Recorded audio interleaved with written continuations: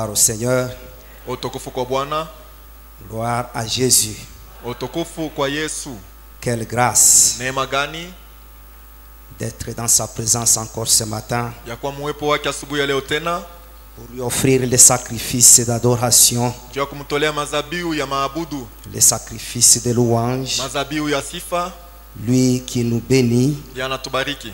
le Dieu qui nous fait du bien. Mungu anatutendea mema, Il est éternel. eko wa milele. Il nous a connus avant la fondation du monde. Alitubariki kabla dunia itiliwe misingi. Avant que nous soyons nés, il nous a choisis. Mbele tupate kuzaliwa alituchagua. Et pendant qu'il nous formait dans le ventre chacun de sa mère, il nous a consacrés pour son service. Wakati alikuwa anatutunga kila mmoja mtumbo wa mama yake, alitutolea juu ya kazi. Jésus connaît chacun de nous par son nom. Yesu anamjua kila mmoja wetu kwa jina lake. Il a la vie de tout un chacun de nous dans sa main. Ana uzima ya kila mmoja wetu mikononi mwake. Il conduit toutes choses dans sa souveraineté. Anaongoza kila kitu katika ukubwa wake asiyotegemea mtu. Il est le roi qui règne éternellement. Eko mfalme atawala milele. Et son règne n'a pas de fin. Na utawala wake ni bila mwisho. Il est l'alpha et il est l'oméga. Yeye ni mwanzo na mwisho pia. Près de Jésus, il n'y a point de Dieu. Karibu na Yesu hakuna Mungu mwingine. Au ciel, sur la terre et sous la terre, tout genou fléchit en son nom. Kwa mbingu, duniani na chini ya dunia, kila goti na inama kwa jina lake. Il a le monde dans sa main. Dunia iko mikononi mwake. Il le soutient par son intelligence. Anaishikamisha kwa akili yake. Et par sa sagesse, il l'a fermé. Na kwa hekima yake anaishikamisha Il imara. s'élève, ses ennemis dispersent. Anashimama, maadui wanazambalala. Il dit un mot et la chose arrive. Anasema neno moja na kitu kinafika. Il ordonne et la chose s'accomplit. Anakiamuru na kitu kinatimilika. Il est celui qui était, qui est et qui vient. Eko ula likuyaka, eko na eko nakuja. Il existe par lui-même. Anaishi kwa yeye mwenyewe. Près de Jésus, il n'y a point de Dieu. Karibu na Yesu hakuna Mungu mwingine. Devant lui, il n'y a point de Dieu. Mbele yake hakuna Mungu mwingine. Après lui, il n'y a point de Dieu. Kisha yeye hakuna Mungu mwingine. Il a le dernier mot. Eko na msemo ya mwisho. Lorsqu'il te bénit, Wakati anakubariki, personne ne peut te maudire. hakuna mtu anaweza kukulaani. Lorsqu'il t'élève, Wakati anakuinua, personne ne peut t'abaisser. hakuna mtu anaweza kukushusha. Lorsqu'il t'honore, Wakati anakuheshimisha, personne ne peut te déshonorer. hakuna mtu anaweza kupatiza haya. Lorsqu'il te fait du bien, Wakati anakutendea mema, personne ne peut effacer cela sur ta vie. hakuna mtu anaweza kuizimisha. Il a dit ceci: Alisema hivi, j'agirai, nitatenda, qui s'y nani opposera. atapingana nami? Quand Jésus agit, Wakati Yesu anatenda, aucun homme hakuna mtu hata ne peut mmoja s'y opposer. anaweza kupingana naye. Il est le Tout-Puissant, Eko Mwenyezi, le Seigneur des Seigneurs, Bwana wa mabwana, il est le Roi des Rois. mfalme wa Est-ce que wafalme. tu peux encore te tenir debout, Eti unaweza kusimama tena lui juu, offrir une offrande des kumtolea acclamations? sadaka ya mashangilio. Jésus de Nazareth, Mungu Yesu wa il n'est Nazareti pas dans les tombeaux, hana makaburi, mais il est vivant. eko mzima, Il est assis sur le trône de gloire. amekaa hapa enzi ya utukufu. Il intercède pour toi auprès du Père. Anakuombea wewe karibu na Baba. Même si le diable peut te réclamer Hata kama ibilisi anaweza kukutafuta pour te cribler comme du na froment, kukuvinya kama unga wa Jésus ngano, intercède pour toi. Yesu anakuombea. Il est celui qui était, Eko ule alikuwaka, il est celui qui est, eko ule et eko, il est celui qui vient. eko ule kona kuja. Il est Dieu. Eko Il n'y Mungu, a point de Dieu qui soit comme lui. hakuna Mungu wa kufanana naye. Et Jean dit ceci, Sema hivi, que j'ai vu le ciel ouvert naliona mbingu wazi, et j'ai vu un cheval blanc qui descendait. niliona Et moto celui qui était ukishuka. assis sur le cheval blanc, Ule alikuwa mwenye kukaa pa kiti il cha enzi, s'appelle le véritable. ameita wa kweli, Il combat et juge avec justice. na anapika vita na Le anayesafisha Dieu hekima. Jésus, Mungu huyu, il est vivant. eko mzima, Il est ton Seigneur. eko Bwana wako. J'aimerais que tu offres cette acclamation Umshangilie pour qu'il se soit soutenu, afin qu'il puisse encore te faire du bien. ili akutendee mema tena. Jésus est Seigneur. Yesu ni Bwana. Jésus est Seigneur. Yesu ni Bwana. Jésus est Seigneur. Yesu ni Bwana. Quel privilège d'appartenir à un Dieu tout-puissant. Faida gani yako kwa huyu Mungu Mwenyezi? Jamais tu échoueras avec Jésus. Kamwe hautashindwaka na Yesu. Et jamais tu seras vaincu avec Jésus. Kamwe hautashindwa na Yesu. Nous disons merci à Papa Tunasema asante kwa Baba pour le privilège qu'il nous accorde encore ce matin juu ya fadhili anatufanyia asubuhi ya leo, de nous tenir au devant de vous pour partager la parole de Dieu. ya kusimama mbele yenu juu ya kugawanya neno la Mungu. Que Dieu bénisse notre Père Mungu amubariki baba yetu et qu'il bénisse aussi notre maman. na mubariki mama wetu pia. J'ai l'habitude de le dire Nina zoezi ya kusema qu'il est notre Père. yeye ni baba yetu, Quand je dis il est notre Père, wakati nasema iko baba yetu, je ne dis pas qu'il est seulement mon Père à moi. mishiseme iko paka baba yangu mimi. Il est ton Père. Eko baba yako Il est pia. notre Père à nous tous. Eko baba yetu sisi wote. Que Dieu le bénisse abondamment Bwana Mungu amubariki katika et qu'il utele. continue à l'élever. Aendelee na kumuinua. Je dis merci à tous les bureaux pastoraux. Nasema asante kwa ofisi yote ya pastori. Je les vois ce matin au grand complet. Na waona wote asubuhi wenye kueneana, Les hommes puissants, watu wa uwezo, les hommes de bien, watu wa mema, les hommes intelligents. watu wa akili. Il y a de la matière grise dans ce bureau. Kuna kwa akili ndani ya ofisi ile. Et Dieu nous a donné des gens qu'il faut Na Mungu alitupatia watu wanastahili pour nous conduire. juu ya kutuongoza. Et ces gens sont une bénédiction pour nous. Na hao watu ni baraka kwetu. Je vois là Papa Alphonse, Namuona baba Alphonse, et bien assis, mwenye kuikaa un mzuri, homme que j'aime bien. mtu ambaye nampenda sana. Et quand tu parles, il te regarde Wakati unahubiri anakuangalia avec toute assurance. na hakikisho yote. Parfois je me dis, Saa zingine mais najiambia cette façon de regarder de Papa namna Alphonse, hii ya kuangalia ya baba Alphonse, c'est comme un paralytique qui attend qu'on lui dise nilikusaa kiweta naongojea que bamwambie, lève-toi et marche. shimama na utembee. Ah, ça c'est magnifique. Haya ni ya mzuri Que sana. Dieu bénisse Papa Alphonse. Na Mungu ambariki baba, na Mungu Je ambariki. vois le pasteur John, Namuona mchungaji John, un homme calme, mtu wa ukimya, un homme puissant, mtu wa uwezo, un homme merveilleux, mtu mwema, un homme de foi. mtu wa imani. Que Dieu le bénisse. Mungu amubariki. Et nous voyons aussi le pasteur Jean-Pierre. Tunamuona pia mchungaji Que Jean-Pierre. Dieu le bénisse abondamment. Mungu amubariki katika utele.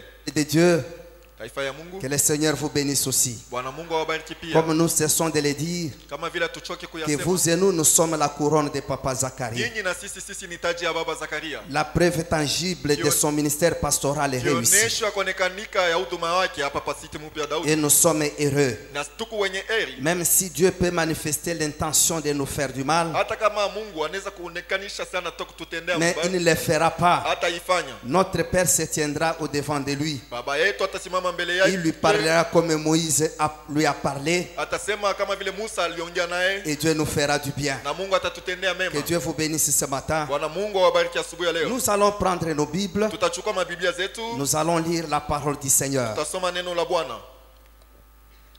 Nous découvrons 3 textes ce matin Tutavumbua maandiko tatu asubuhi ya leo que nous allons lire successivement. na tutasoma ya kufuatana. Nous découvrons la première lecture en 1 Jean chapitre 2, Usomi ya kwanza iko Yohane wa kwanza sura ya pili, du 12e au 17e verset. kuanzia shairi ya 12 mpaka 17. 1 Jean chapitre 2, Yohane wa kwanza sura ya pili, du 12e au 17e verset. kuanzia shairi ya 12 mpaka 17.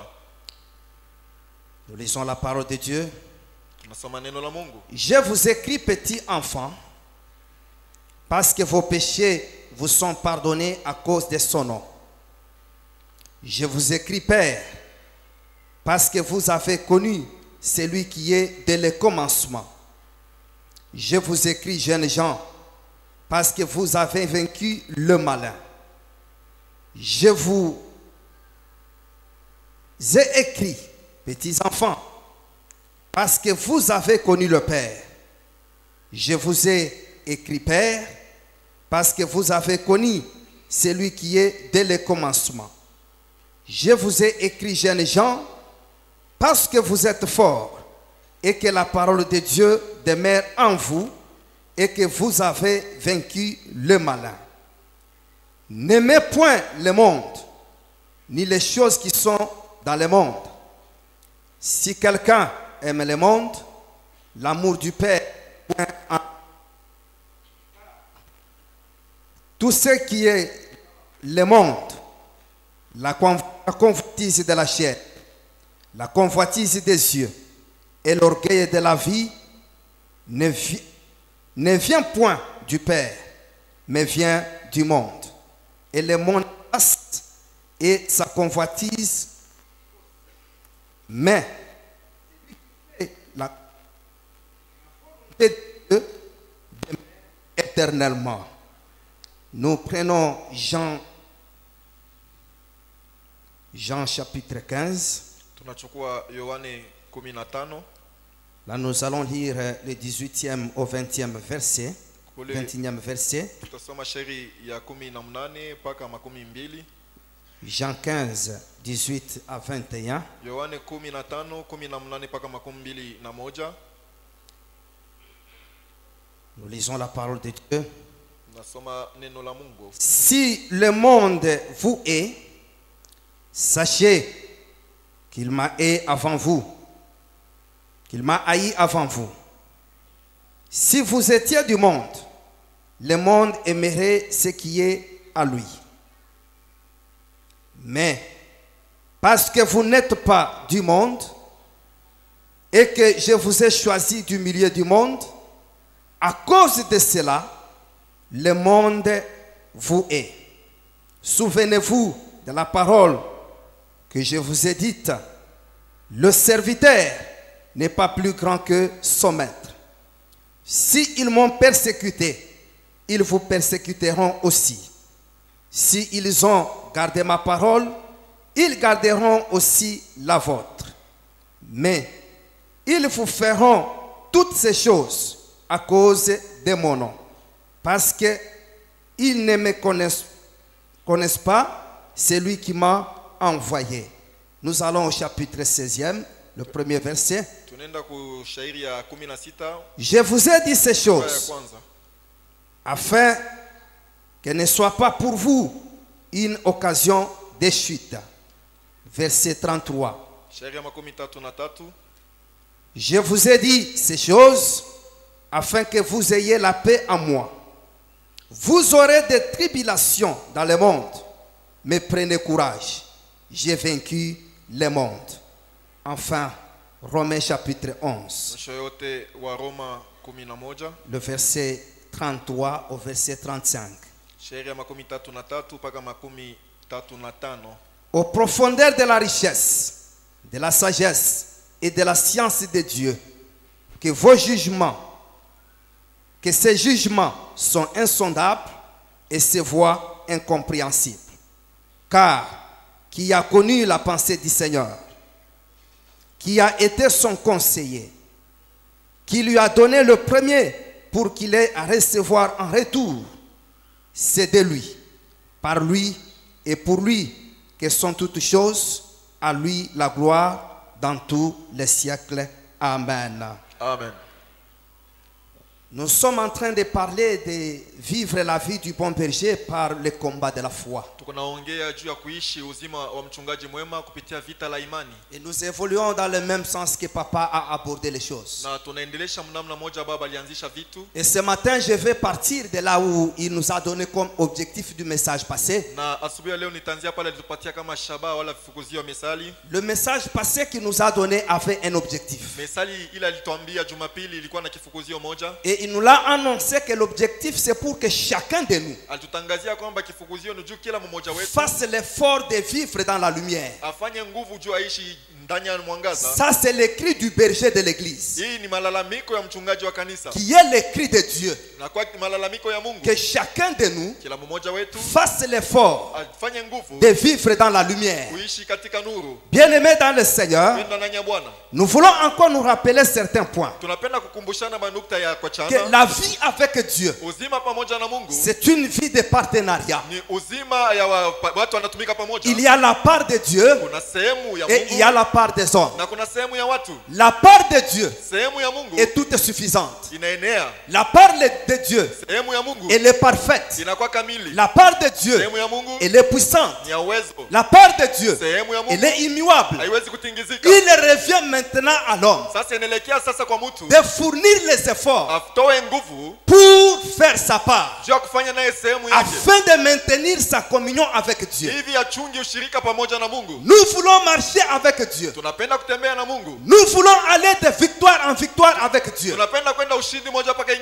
Nous avons les efforts à fournir pour maintenir notre communion avec Dieu, afin que cette marche nous soit assurée, afin que nous puissions voir la gloire de Dieu. Il y a les efforts à fournir. Même la vie chrétienne de tous les jours, il y a les efforts à fournir en tant qu'humain.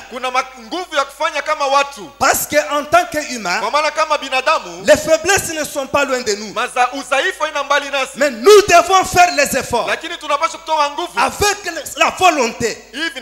Et nous allons parvenir à plaire à Dieu kumpendeza à Mungu, faire la volonté de Dieu, kufanya mapenzi ya Mungu, à marcher correctement avec Dieu. kutembea vile na stahili Et na Dieu Mungu, va nous aimer. na Mungu Dieu atatupenda, va nous agréer. Mungu Et atatukubali, Dieu va continuer à nous faire du bien. Mungu ataendelea na kututendea mema. Même l'apôtre Pierre, Hata mtume Petro lorsqu'il écrit, wakati anaandika, quand vous lisez de Pierre, wakati unasoma Petro wa au pili chapitre 1er, sura yake ya à kwanza partir du 3e kia verset, shairi ya tatu, la Bible nous dit ceci, Biblia inatuambia hivi, que sa divine puissance sema uwezo wake wa kimungu nous a donné ilitupatia tout ce qui contribue yote à inaelekea la vie kuuzima et à la piété. na kuutawa.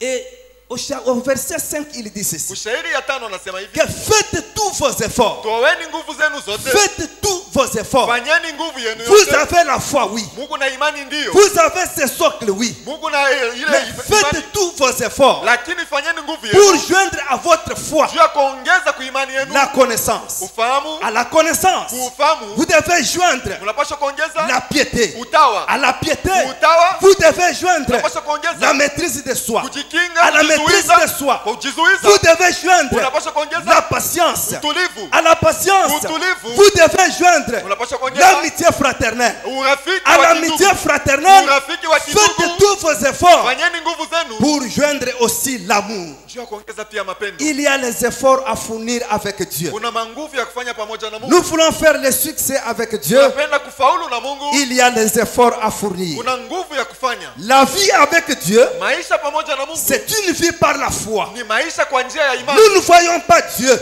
Hatumuone Mungu mais na macho, nous vivons avec lui lakini tunaishi naye par la foi. kwa imani. C'est pourquoi la Bible dit Ndio maana Biblia que inasema nous ne marchons pas par la vue, hatutembei kwa kuona na mais macho, nous marchons par la foi. lakini tunatembea kwa imani. Les hommes qui nous ont précédés dans la foi, Watu walitutangulia muimani que nous pouvons témoigner aujourd'hui, ambaye tunaweza kuwashuhudia les leo, Noé, wa Noa, les Abraham wa Ibrahimu et tous les autres que nous na connaissons. wengine ambao Ils tunawajua, nous ont marché avec Dieu, walitembea na Mungu, ils ont vu les œuvres de Dieu. waliona matendo C'est makazi parce ya qu'ils Mungu. ont eu la foi en Dieu. Ni juu walikuwa na imani ndani ya Bien Mungu. qu'ils ne l'ont pas vu avec leurs yeux, Ingawa hawakumwona na mais ils macho, l'ont vu dans leurs œuvres. walimuona mu matendo, mu Et makazi, par la foi, ils ont marché avec na Dieu. kwa imani walitembea na Mungu. Pourquoi la foi? Juu ya nini imani? Parce que c'est la foi Kwa maana ni qui a imani le point de connexion inakuwa nukta ya mapatano entre Dieu et l'homme, kati ya Mungu na mutu, entre le divin et l'humain. kati ya vya Mungu na vya C'est mutu. la foi qui est le point de connexion. So ile imani ndio inakuwa nukta ya Et c'est mapatano. pourquoi papa nous a dit Ndio maana baba alituambia que c'est l'unique moyen ndio namna moja que wapo Dieu nous a donné ambaye Mungu pour alitupatia vivre sa vie sur la juu ya terre. kuishi uzima wake pa dunia. C'est au moyen de la Ni foi. kwa njia ya imani. Tu ne peux pas marcher avec Dieu Hauwezi kutembea na Mungu si tu n'as pas la foi. kama uko na imani. C'est pourquoi la Bible dit Ndio maana Biblia que inasema sans la foi, bila imani il est impossible haiwezekani d'être agréable à Dieu. kumpendeza Mungu. Il faut que celui qui s'approche de Dieu Tafadhali mwenye anamkaribia croit Mungu que Dieu existe amini kwamba Mungu yupo et qu'il est le rémunérateur na anakuwa mwenye de kulipa tout ce qu'il cherche. wale wanamtafuta. Tout ce que Dieu cherche de nous, Yote ile Mungu anatafuta dans kwetu sisi, notre marche avec lui, ndani ya mwenendo yetu pamoja que naye, nous ayons la foi, tuwe na imani, que nous ayons la foi, tuwe na imani, que nous ayons l'assurance, tuwe na hakikisho, que nous ayons la confiance en tuwe lui, na tumaini ndani que yake, Dieu est avec nous. na Mungu ni pamoja nasi. Je suis en Dieu Niko ndani ya et Mungu Dieu est avec na moi. Mungu ndani Je yangu, marche avec Dieu, natembea na Mungu, je dors avec Dieu, nalala na Mungu, je travaille avec Dieu, natumika na Mungu, j'agis avec Dieu, natenda na je Mungu, pense avec Dieu. nafikiri na Et Mungu. c'est ce que Dieu fait de nous. Ndio kile Mungu anapenda Que kwetu, nous ayons la foi tuwe na imani que Dieu est avec nous. ya kwamba Mungu ni pamoja nasi. Bien-aimés dans le Seigneur, Pendwa ndani ya Bwana, c'est par la foi ni kwa que imani nous pouvons être agréables à Dieu. tunaweza kumpendeza Mungu. Et la Bible même ajoute Na Biblia inaongeza que c'est en ayant la foi ni wenye kuwa na imani, que ceux qui nous ont procédés, wale walitutangulia ils ont eu un témoignage. walikuwa na ushuhuda, Ils ont vu les œuvres de Dieu waliona makazi ya à Mungu cause de la foi. kwa ajili ya imani. Vivre la vie du bon berger Kuishi uzima ya mchungaji par le mwema combat de la foi. kupitia vita la imani. J'aimerais que tu sois très sûr là où tu es. Napenda uwe na hakikisho pale uko Que toi en tant que chrétien, na kwamba wewe kama Dieu Mkristo est avec toi. Mungu ni pamoja nao, Christ est avec toi. Kristo ni pamoja nao. Et retiens ce qu'il a dit dans sa parole. Kamata yenye alisema Que maneno je ne yake, t'abandonnerai pas. Je sitakuachilia, ne te délaisserai pas. sitakuacha. Qu'il y ait une situation devant toi, Kuwe mambo moja fulani de mbele yako, n'importe quelle nature, iwe ya namna de yoyote, n'importe quelle couleur, iwe ya rangi de yoyote, n'importe quelle hauteur, iwe ya urefu de gani, n'importe quelle iwe ya profondeur, uketo de gani, n'importe quelle grandeur. iwe ya ukubwa Crois gani, une chose, que Que Jésus est avec moi. kamata kitu moja Et Yesu Jésus pamoja est à nami. moi. Na Yesu yuko ndani yangu. Même si on t'a lancé le défi, Sisi hapa que tulikupigia cette vipimo année tu vas voir. ya kwamba mwaka hii Bien utaona. aimé, je te dis ceci. Pendo nakwambia hivi. La foi que tu as en Jésus Imani uko nayo ndani ya Yesu ne te décevra jamais. haitakukosea. Tu ne verras rien. Hautafanya kitu. Ceux qui ont dit là, Wale ils walisema te verront toi vivre. watakuona namna Ils kanunaishi. te verront dormir normalement. Wataona namna kanunalala Ils te katika verront ustarehe. travailler normalement. Wataona unatumika Ils katika te ustarehe. verront vivre normalement. Watakuona unaishi Ils katika te verront ustarehe. prospérer normalement. Watakuona unasistawi. Ils te verront se réjouir normalement. Wataona unamtumikia Mungu. Pourquoi? Juu ya nini? Parce que Jésus est en toi. Kwa maana Yesu yuko ndani yako. Dieu Mungu ne peut jamais trahir son alliance avec un homme. hawezi kukosea agano yake na mtu. L'homme peut trahir, Mtu anaweza mais Dieu kumkosea, reste fidèle. lakini Mungu anabaki mwaminifu. Comme il a dit dans sa parole, Vile alisema ndani ya que neno je lake suis avec toi. ya kwamba niko pamoja Crois nawe. qu'il est avec moi. Amini ya kwamba yuko pamoja nawe. Crois que je ne suis pas seul. Amini ya kwamba siko peke Crois yangu. que ce n'est pas moi qui vis. Amini ya kwamba iko Tu mimi diras ninaishi. comme l'apôtre Paul a dit, Utasema kama mtume que Paulo ce n'est plus alisema. moi qui vis, Haiko mimi naishi c'est tena. Christ qui vit en moi. Kristo anaishi ndani Tel yangu. que tu es là, Vile uko pale. c'est Jésus qui vit en toi. Yesu anaishi ndani Ta yako. vie à toi Maisha yako n'est wewe pas contrôlée par toi-même, haiangalisishwe na n'est wewe. pas gérée par toi-même. Hailindwe na wewe Il y a mwenyewe. le divin qui la gère. Unakuwa Mungu Ce divin, anaiongoza. c'est Jésus. Na ule Mungu ni Il Yesu. est en train de conduire toutes choses Yeye anaongoza kila dans kitu ta vie. ndani ya maisha C'est yako. pourquoi la Bible dit Ndio maana Biblia que inasema tel que tu es là, vile uko pale l'ennemi ne te surprendra adui jamais. atakushutusha. Dieu peut ne pas te révéler toutes choses. Mungu anaweza kukuonesha vitu Dieu peut vyote. ne pas te révéler les complots qui se forment. Mungu anaweza kukosa kukuonesha masiri mubaya beko Il nakufanyia. agit dans sa souveraineté. Anatenda katika ukubwa wake. Qu'il le révèle ou pas, Aifunue wala mais il est hapana. avec toi. Lakini yuko pamoja na wewe. Lui-même contrôle tout. Yeye mwenyewe anaangalisha Même maneno. quand ils viendront vous attaquer, Hata wakati wataka la kukushambulia. Bible dit ceci. Biblia inasema hivi. Ils sortiront par un seul chemin, Watakimbia kwa njia moja. mais ils s'enfuiront devant tout par sept chemins. Watatokea kwa njia moja, watakimbia C'est-à-dire manjia par saba. plusieurs chemins. Ukisema manjia mengi, Et qui va les mettre en fuite? Mungu atawakimbisha. L'Esprit de Dieu qui est en toi. Ni roho ya Mungu iko ndani yako itawakimbisha. C'est pourquoi quand nous marchons avec Dieu, Ndio maana wakati tunatembea na Mungu, marchons gaillardement comme on a toujours dit. tutembee wenye kuvimba kama vile Vivons tunasema. avec assurance. Tutembee na hakikisho. L'ennemi ne nous verra jamais dans ses pièges. Adui atatukamata mitego yake. Lui-même tombera dans ses Yeye pièges. mwenyewe atanguka mu mitego yake. J'aime ce qu'il est écrit en Ésaïe. Napenda ile inaandika mu Isaya. Qu'ils mangeront leur propre chair Watakula mili zao et ils wenyewe. s'enivreront de leur propre sang. Na batalevika na damu yao. Ayez la foi Uwe na imani que Dieu est avec ya toi. kwamba Mungu ni Et pamoja nawe. rien ne peut te surprendre. Hakuna kitu kitakushutusha. Même s'il peut permettre Hata kama anaweza kuruhusu qu'une situation qui est malheureuse arrive. mambo moja ya ole kufikia. Mais dans ce malheur-là, Ndani ya ile il y a mateso son bonheur qui est caché. kuko lisikio yake. Parce que la Bible Kwa déclare maana Biblia que inasema toute chose kila kitu concourt au bien de ceux qui aiment Dieu. kinatumika kumema ya wale De wanaopenda ceux que Mungu. Dieu a appelés selon son Ya dessein. wale Mungu aliwaita kufuatana na Est-ce que tu makusudi es là yake. ce matin? Na Mungu asubuhi ya leo, Celui que Dieu a appelé? tuko hapa ule Est-ce que tu aliyeita. es dans le dessein de Dieu? Huku ndani ya Si tu matengenezo crois, ya Mungu kama unaamini. Toute chose Kila kitu concourt pour ton bien. inatumika kwa mema Même yako. ce que tu vois un malheur aujourd'hui, Hata kama unaona kama mateso c'est leo un bonheur de Dieu. ni Mungu, ni heri ya C'est un Mungu. bonheur de Dieu. Heri ya Mungu. Le temps va arriver. Wakati itafika Dieu va changer ce malheur en Mungu bonheur. atabadilisha ile mateso Même kwa ce que heri. tu peux dire aujourd'hui, Hata bila unaweza kusema comme leo une malédiction. kama laana, Dans cette Dans malédiction-là, la laana, il y a la bénédiction de Dieu. uko baraka ya Le Mungu. temps va arriver Lakini wakati où Dieu itafika kule va Mungu changer la malédiction anaweza kubadilisha en laana bénédiction. kwa baraka. Joseph dit ceci: Yusufu anasema hivi, vous avez pensé me faire du mal, ulifikiri kunitendea mais mabaya, Dieu a changé lakini Mungu le aligeuza mal en bien. ile mabaya kwa mazuri. Notre Dieu, Mungu il est un wetu Dieu qui change de ni situation. Mungu anabadilisha kama Ce maneno. matin, Asubuhi ya leo j'aimerais te dire, napenda kuambia ayez tout simplement la foi en uwe lui. tu na imani ndani Ayez yake. la confiance en Dieu. Umtumainie Mungu. Il est vivant. Eko mzima. Il est le Eko tout-puissant. mwenyezi. Il règne. Il Anatawala. n'a pas de conseiller. Ana na mshauri. Il a tout dans sa main. Eko na vyote mikono yake.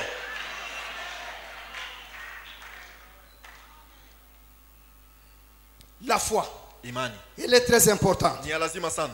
Parce que c'est même par la foi Kwa maana ni kwa njia ya que imani nous reconnaissons tunatambua que l'univers ya kwamba a ulimwengu été formé par la parole de Dieu. ilitungwa na neno la Mungu. Ayez la foi. Uwe na imani. Ne tremble pas. Hapana Dieu kutetemeka. est avec toi. Mungu ni pamoja nawe. Pourquoi le combat de la foi? Juu ya nini vita la imani? Nous devons livrer ce combat. tunapaswa kupika vita ile. Le monde que nous vivons, Dunia mule ambayo tunaishi c'est un monde qui est en rébellion contre Dieu. ni dunia ilisha kumtombokea Mungu.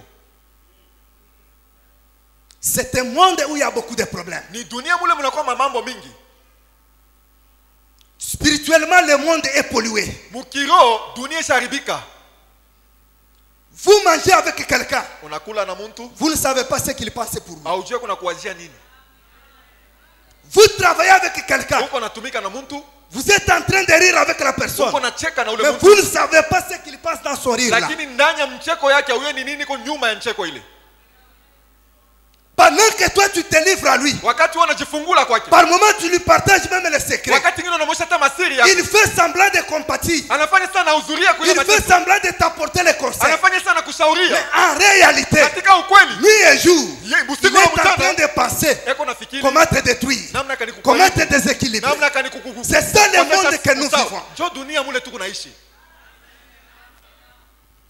Même tel que nous sommes là ce matin, Hata vile tuko hapa asubuhi ya je leo. sais que toi tu es venu adorer Dieu. Najua sema wewe ulikuwa kumwabudu Mungu. Quelqu'un d'autre aussi Mwingine naye est pia venu en émissaire, alikuwa l'émissaire du diable, alitumwa na pour shetani. chercher à faire le mal à l'église. Jo kutafuta kutendea kanisa mabaya. Tu te trompes. Unadanganyika. L'église n'appartient pas au diable. Kanisa ina ya shetani. L'église appartient à Jésus. Kanisa ni ya Yesu. Et l'église, comme il appartient à Na Jésus, vile kanisa inakuwa Yesu. fais ce que tu peux faire. Fanya bila unaweza kufanya. Fais tout ce que tu peux faire. Fanya bila vyote unaweza Tu kufanya. sortiras confondu. Utatoka mwenye Et tu kufurukwa. sortiras vaincu. Na utatoka mwenye kushindwa. L'église appartient à Jésus. Kanisa ni ya Yesu. Lorsque Jésus dit à Pierre, Wakati Yesu anamwambia pour Petro, lui annoncer l'église, sio kutangazia il dit ceci à kupatia Pierre, kanisa anamwambia que hivi toi tu es Pierre. kwamba wewe ni Mais Petro. sur ces rocs, Juu ya hii mwamba Jésus n'a pas dit, Yesu asikusema toi et moi nous bâtirons l'église. wewe na mimi Mais tutajenga Jésus kanisa. a dit, Yesu alisema moi je bâtirai l'église. mimi nitajenga Comme kanisa. pour dire Kama cha que kusema l'église, kanisa c'est Dieu qui est le concepteur. ni Mungu ndio mwenye C'est Dieu qui kuitunga. est le bâtisseur. Ni Mungu ndio mwenye Et c'est Dieu kuijenga. qui est le propriétaire. Mungu ndio mwenye na kanisa. Tel qui que tu sois, Uwe nani? dans le monde des ténèbres, Ulimwengu ya tu ne giza vaincras jamais l'église. hautashindaka kanisa.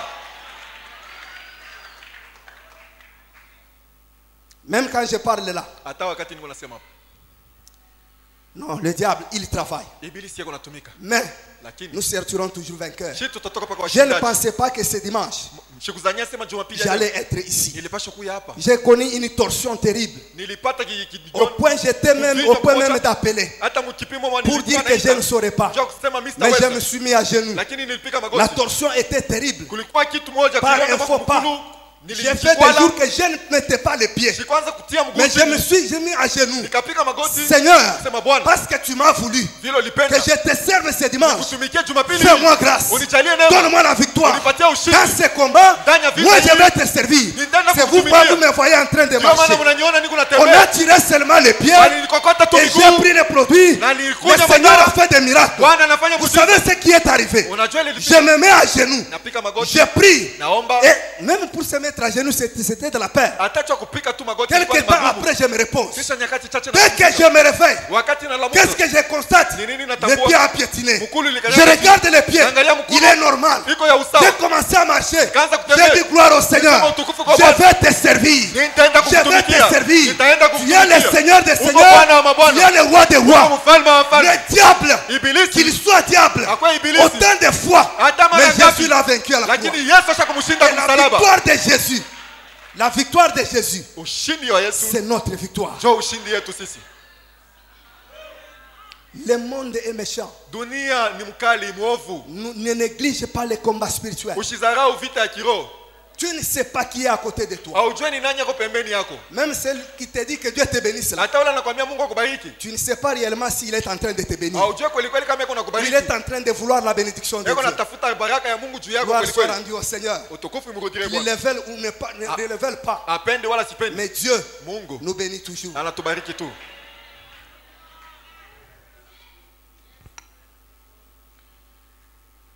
Il y a plusieurs combats. Kuna mavita mengi. Mais le meilleur combat, Lakini vita nzuri c'est celui de la foi. ni ile ya imani. Pourquoi il est le meilleur? Jua nini inakuwa Parce mzuri? que dans ces combats, Maana ndani ya vita nous ne hivi, combattons pas seuls. hatukombane peke Nous yetu. combattons avec Dieu. Tunakombana na Et Mungu. c'est Dieu qui combat pour Nani nous. Mungu Et la anatukombania. victoire appartient appartient à Dieu. na ushindi inakuwa ni ya Mungu. Et quand Dieu combat avec Na nous, wakati Mungu anakombana et il nasi, combat pour nous, na anatukombania, lui se tient devant. yeye anasimama Et nous, mbele, nous sommes na derrière. sisi tuko nyuma. Tout ce qui peut venir Yote linaweza comme kuwa flèche contre nous, kama mishale c'est kwetu, lui qui les atteint. yeye ndio Il anaisimamisha, les reçoit anaipokea et il anéantit na ça. Comme anaiangusha. il est omniscient, Vile anajua comme il maneno est yote, omniprésent, vile eko fasi comme yote il est mtamoja, omnipotent. vile eko na Il uwezo n'est pas wote, seulement devant, anasimama même à kama- mes côtés, il est là. hata pembeni yangu, Même derrière moi, il est hata là. nyuma yangu eko C'est hapo. pourquoi quand j'avance, Ndio maana wakati je nasonga n'ai mbele rien à craindre. sitaogopa kitu.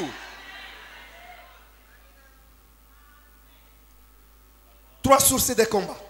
Chemchemu tatu ya vita. Le premier combat, Vita ya kwanza le combat contre la vie des péchés. ni vita kupingana na maisha ya zambi. Ces combats, Ile vita lorsque tu les remportes, wakati unaiwina, la victoire dans ces combats, ushindi ndani ya vita c'est ile une grande porte inakuwa mlango kubwa pour aussi remporter des victoires dans les autres juu ya combats. kupata maushindi mu mavita ingine. Pourquoi? Juu ya nini? Parce que Dieu va t'agréer. Kwa maana Mungu Tu atakukubali, seras avec lui. utakuwa pamoja Et naye, comme tu es avec na lui, vile uko pamoja la naye, Bible nous dit quoi? Biblia inasema nini? Avec Dieu, Pamoja na nous Mungu ferons des exploits. tutafanya Et maisha, lui écrasera nos na yeye ennemis. ndio ataponda maadui Les zetu. combats contre le péché. Vita kupingana na zambi. L'apôtre Paul, Jean dit ceci. Mtume Paulo, Jean. mtume Yohane, Petits enfants, watoto kidogo, vos péchés sont pardonnés mazambi zenu à zimesamehewa cause du nom de Jésus. kwa ajili ya jina la Yesu. Père, Baba, vous avez connu ulipenda celui qui est dès le commencement. ule iko mwanzo, Jeunes gens, na mpenda Yohane. vous avez vaincu le malin. Vijana Maintenant, mulimushinda il ajoute mwerevu, que je vous anaongeza l'affirme, na ou uhakikishia, je vous confirme dans d'autres versions, na uhakikishia matafsiri que nyingine, petits enfants, watoto kidogo vous connaissez le Père. mnamjua Baba. Père, Baba, vous connaissez le Père. mnamjua Baba. Jeunes gens, Vijana, vous connaissez le Père. mnajua Baba. Maintenant, il ajoute Sasa naongeza, que n'aimez pas le monde, msipende dunia, ni rien qui est dans le monde. hata vitu yenye vinakuwa ndani ya Les dunia, convoitises du monde, tamaa ya les dunia, convoitises des yeux, tamaa ya macho, l'orgueil. kiburi. N'aimez pas ces choses Parce que ces Kwa choses vile vitu, kwa maana vile vitu appartiennent au monde. vinakuwa vya dunia. Or vous, Japo ninyi je vous ai sauvé du monde. niliwaokoa toka dunia. Quand l'apôtre parle des petits enfants, des pères et des jeunes gens, Wakati mtume Yohana anasema juu watoto kijana il ne wa fait baba pas vijana, allusion à l'âge physique. ashangalilie miaka ya kimwili, Il est en train de faire allusion à l'âge spirituel. eko naangalia miaka ya kiroho.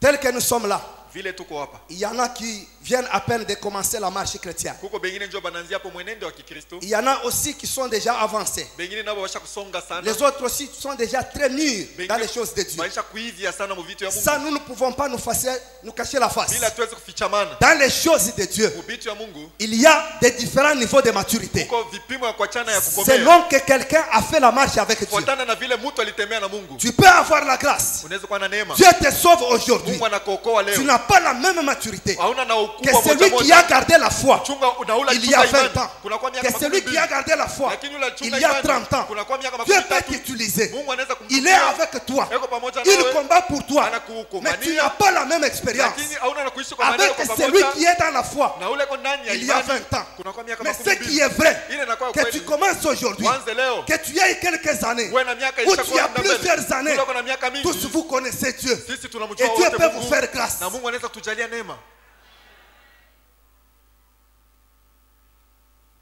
Vous savez, même quand nous disons Hata wakati dans les tunasema, choses de Dieu, il n'y a pas d'expérience. mu vitu ya Mungu hakuna kuishi Il kujua n'y a kwa pas maneno. d'expérience Hakuna kujua kwa par maneno. rapport à ce que Dieu va faire. Kuambatana na vile Mungu Là, il n'y a atafanya. pas d'expérience. Pale hakuna Parce que kujua je kwa ne maneno. peux pas dire Kwa maana mimi siwezi que kusema Dieu va faire ça. Mungu atafanya kitu Parce fulani. qu'il est Dieu. Kwa maana yeye ni Mungu. Il peut faire ceci, Anaweza kufanya tout hiki, comme il peut faire au cela. anaweza kufanya kitu Mais par fulani. rapport aux choses que Dieu a déjà fait, Kuambatana na vyenye Mungu tous nous n'avons atafanya. pas la même expérience. Sisi wote hatuishi maneno ya Tous pamoja. nous n'avons pas vécu la même expérience. Sisi wote hatuishi maneno ya Parce que pamoja. nous n'avons pas même longueur de marche. Hatuna na mwenendo ya Chacun pamoja. a son expérience avec Kila Dieu. mmoja na kuishi kwake kwa maneno na Chacun Mungu. a sa vie avec Kila Dieu. mmoja kuna maisha yake Chacun na a Mungu. son témoignage avec Dieu. Kila mmoja kuna ushuhuda wake na Les Mungu. expériences par rapport aux choses passées, Kuishi kwa maneno kwa matendo na elles vitu sont vipya différentes. inaachana. Vous savez, même l'église telle que nous sommes Unajua là, hata kanisa vile tuko hapa. quand papa dirige cette église, Wakati baba anaongeza hivi avec kanisa. toute cette équipe ici, Na hii timu yote il y a des choses tuko vitu qu'il peut éviter de faire aujourd'hui, anaweza kuepuka kufanya leo suite aux mauvais souvenirs du passé, kufuatana na ou mahukumusho suite à la mbaya, mauvaise expérience du passé. kufuatana na kuishi kubaya kwa Il y maneno a ya aussi vita. des choses qu'il peut faire Kuko vitu vyenye anaweza parce kufanya qu'il est motivé kwa maana ana par l'expérience du passé. kufuatana na vyenye Et aliishi c'est comme sana. ça dans la vie avec Dieu. Njoo vile mu maisha pamoja na Mungu.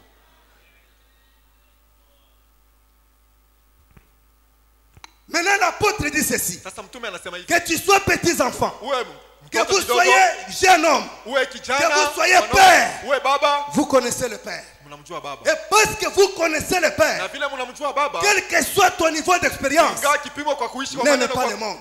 usipende dunia. N'aime pas le monde. Usipende Ni dunia. les choses qui sont dans le monde. Au vitu viko ndani ya dunia. Jésus t'a déjà tiré du monde. Yesu ashakukutosha mdunia. Bien que vivant dans le monde, Ingawa ingali naishi tu n'es pas du monde. hauna wa Tu mdunia. es du royaume de Dieu. Uko wa mfalme ya Et le Mungu. royaume de Dieu Na ufalme wa Mungu fonctionne de manière différente inatumika mnamna ya avec le kuachana. fonctionnement du royaume du Na monde. kutumika kwa ufalme wa Mungu C'est un royaume ni ufalme qui a ses lois. ina masheria C'est un yake. royaume Ni ufalme qui a son mode de vie. ina mwenendo yake. C'est un royaume Ni mfalme qui a ses instructions. ina maagizo C'est un yake. royaume Ni ufalme qui a ses orientations. ina namna manjia yake. N'aime pas le monde. Usipende dunia.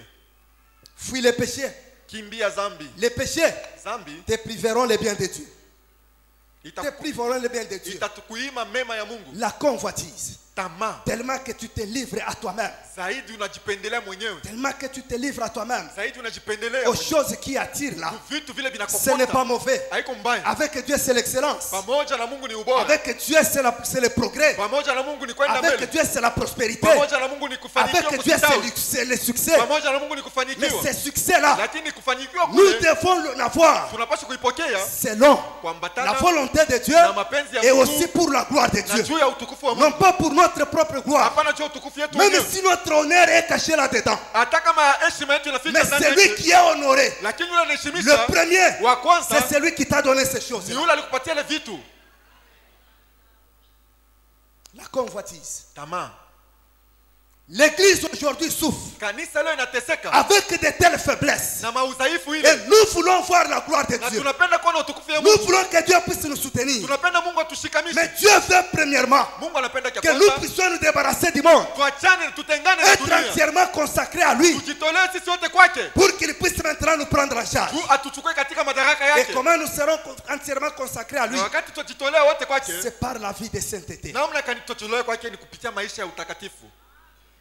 Vous trouvez quelqu'un dans l'église tel que nous sommes là. Unakuta mtu mkanisa kama vile tuko hapa, Quand il commence à regarder sa soeur wakati anaanza kumtazama dada ou yake regarder son frère, au kuangalia ndugu je ne yake, sais pas par rapport à son jugement. sijue namna yeye kunaona Quand maneno, il les regarde, wakati anamwangalia c'est comme si la soeur ou le frère ont fait l'erreur d'exister. iko sawa, ule ndugu au dada balifanya kosa ya kuishi pa C'est dunia. comme s'ils n'ont pas le droit d'exister. Iko sababu bana na ruhusa ya Tu kuishi. les regardes et tu les descends. Unamwangalia kwa njia Tu yule, montes, tu unamshusha, descends. unaanza naye yule, Avec unashuka trop na de chini mépris là. na kukadharau. Et la Bible dit, Biblia inasema quand vous lisez Proverbe, ukisome Mezali chapitre 14, sura yake 14 verset 21, shairi makumi que mbili na celui moja, qui méprise son prochain, ule anamdharau jirani il wake, commet un péché. anafanya Et dhambi. nous voyons ces choses dans l'église. Tunaona ile vitu Ton mkanisa, frère à côté de toi. Mungu pembeni Mais yako, quand tu les regardes, wewe unamwangalia, la manière dont tu les regardes, namna yako unamwangalia, c'est comme si, iko sawa. après tu es au ciel, Kisha Mungu kumbingu, c'est toi. ni wewe tu. C'est comme si, Iko sawa. pour que Dieu bénisse le frère Mungu amubariki ou ndugu, bénisse la soeur, abariki dada, il doit demander ton avis. tafadhali aulize Bien-aimé, je te dis mawazo yako. ceci.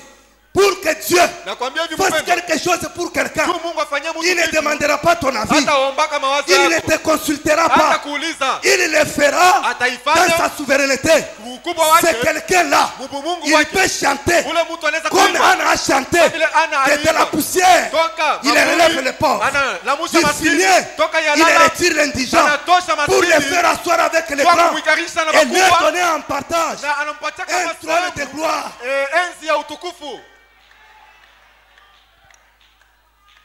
Dieu n'est pas seulement ton Dieu, Mungu anapaka Mungu wako, il est aussi son Dieu. eko Mungu wake De pia. la manière qu'il a fait pour toi, Namna ile alikufanyia il wewe, peut aussi le faire pour lui. anaweza kumfanyia na yeye vile. Qu'est-ce que toi tu as fait? Ni nini walifanya? Tu as combien de têtes? Uko na bichwa ngapi? Une seule tête, Uko na kichwa kimoja? comme lui aussi. Sana na yeye pia. Comme tu as une seule tête, Vile uko na kichwa avec kimoja les deux mains. na ile mikono D'ailleurs, mbili. si nous entrons en profondeur, Kama tunaingia katika dans tout uketu, ce que tu as là, mubila vyote uko nazo, si tu dois regarder, Kama unapaswa ce n'est kuangalia, que la grâce de Dieu. neema ya Tu Mungu ne tu. vas pas nous prouver, tu ne vas Hautatuonesha, pas nous démontrer hautatuonesha que tu es très intelligent, wewe uko akili plus que sana l'autre là. kuliko ule mwingine. Et souviens-toi Kumbuka des points que tu obtenais à l'école. ile mapoint Est-ce yako que tu peux nous présenter tes bulletins? unaweza kutuonesha mabilite Non, yako ne les wewe. présente pas.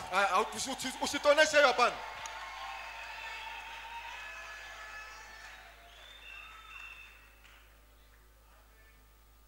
Tu veux faire comme certains parents. Wanataka kufanya sawa wazazi Pour wengine. les parents, ils ont toujours été les premiers devant les enfants. Bazazi bote banakalaka pa bakili ba Quand on leur pose la question, watoto. papa, comment? Non, moi j'étais toujours le Kama premier. mtoto anaweza baba ni namna gani? Mimi nilikuwa hapa kwanza. Mais le secret, Usiri c'est dans son cœur. ni muro yake yeye mwenyewe. Peut-être qu'il le dit pour encourager les Sasa enfants. zingine anaisema tu kumtia Mais mtoto le secret, changamoto. Lakini c'est siri dans son cœur.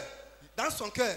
ni ndani ya moyo Quelque wake. part là, Fazi moja. il avait aussi échoué. Na yeye alishindwaka. Et si les enfants peuvent réclamer les bulletins, Kama watoto wanamlomba il bulletin. va présenter les bulletins là où il avait réussi. Ataonyesha paka ile bulletin Et là où il avait échoué là, kula alishindwaka. il va dire que c'est déjà perdu. Atasema isha Moi kupotea. je mets de l'ordre dans la maison. Mimi napenda Vous wakati venez faire les désordres. Wewe mnakuwa Voilà que kuleta vous avez perdu mes vurugu. documents. Japo Le mlipoteza problème ce n'est matukio. pas les désordres. Mambo haina Tu ne mvurugo. veux pas montrer Haupende que kuonesha quelque part là, fazi tu moja. avais aussi échoué. Na walishindwaka. Ce que tu es aujourd'hui, Yenye huko navyo ce n'est leo. ni par la force, Haiko kwa nguvu. ce n'est ni par la puissance, Haina kwa uwezo. c'est pas l'Esprit de Dieu, Kwa roho ya c'est Dieu Mungu. qui t'a fait grâce. Ni Mungu alikujalia Respecte neema. aussi l'autre.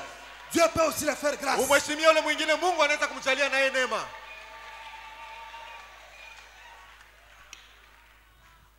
Tu parles à ton frère, à tes sœurs avec des dents là. Huku nasema na banduku na badada na Même kazarau. s'il porte un seul pagne. Hata kama unafanya kikwembe kimoja. Permettez-moi que j'exagère. Acha uniruhusu Aucun nionyeshe. jour, Hakuna shiko il est tabu. venu te demander le pagne. Acha kwa kukulomba Il est venu kikwembe. te demander la chemise. Acha kwa kukulomba shati. Mais tous les jours, Kila siku. il est à l'église Eko kukanisa. parce qu'il sait une chose. Tu anajua kitu Que le kimoja. Dieu qui est au ciel, Mungu leko il kumbingu. est un Dieu pourvoyeur. Eko Mungu wa Ce kufariji. qu'il a fait pour l'autre, Pia alifanyia il va le mwingine. faire aussi pour moi. Atanifanyia na Même mwingine. quand nous allons sortir ici, Hata wakati chacun tutatoka, va aller chez lui. kila mmoja atenda Celui kwake. qui a laissé les matembele, Ndiye il anajua. vient manger les matembele Ule aliacha matembele, avec atembele, Jésus. matembele. Celui qui a laissé les frétins, Ule aliacha il ndakala. ira manger les frétins Atenda kula ndakala. avec Jésus. Pamoja na Celui Yesu. qui a laissé les sombés, Ule aliacha il sombe. va manger les sombés Atakula sombe avec Jésus. na Yesu. Celui qui a mangé la viande, Ule alikula- il va acha manger nyama. la viande Atakula- acha avec kula nyama Jésus. na Yesu. Et nous tous, Na si moja. enfants de Dieu, Watoto wa Mungu. avec la gloire de Dieu, Na utukufu ya Mungu. et nous serons Na tutakuwa. dans la félicité de Dieu. Ndani ya umilele wa Mungu.